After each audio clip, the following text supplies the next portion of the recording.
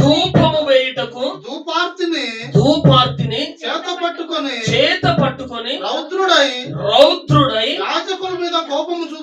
యాజకుల మీద కోపము చూపెను. యెహోవా మందిరములో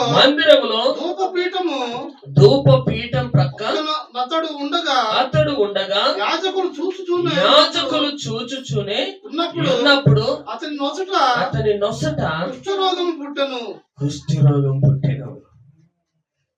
చెడిపోయిన తర్వాత ఏమవుతుంది? రోగం. ఇప్పటి వరకు నేను ఎంట్రన్స్ లో వస్తా ఉంటే గెహాజీ గురించి పాట పాడుతున్నారు. గెహాజీ గురించి పాట పాడుతున్నారు. రాజులను నమ్మి బహుమతిని ప్రేమించిన గెహాజీ మాయను రోగమును సంపాదించెను. నా యేసయ్యను నమ్మిన ఎడల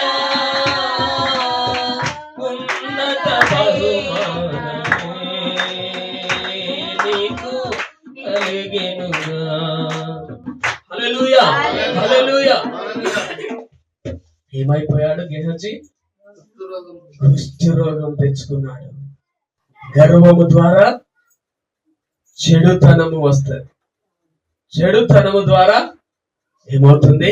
రోగమును సంపాదించుకొని మంచములో పడి ఉంటాం. అప్పుడు ఏమనిపిస్తుందంటే, ప్రభువా అప్పుడు నాకు అన్ని ఇచ్చావు కదయ్యా, ఇప్పుడేమో మంచమున పడేశావు. దేవుడు పడేశాడా? దేవుడు పడేశాడా? నీ మనస్సులో ఉన్న గర్వమును బట్టి నీవు పడిపోయావు, చెడిపోయావు, ఆశీర్వదించబడట్లేదు. నీవు చేసిన ప్రార్థన, కన్నీరు, ఉపవాసము అన్నీ కూడా వ్యర్థమైపోవచ్చున్నవి.